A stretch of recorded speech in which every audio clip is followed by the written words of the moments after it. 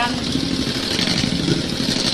Today is gagawa tayo ng strawberry cake. Ito ang mga sangkap na ingredients.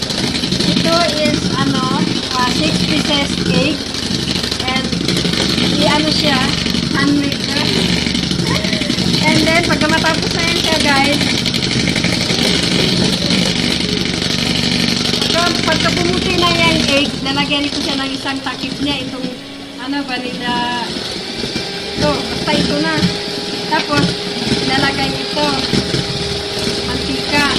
Tapos, isang log. Oh my God. Then, ito ang topping niya, lalagay sa taas. And then, isang glass din na sugar. And then,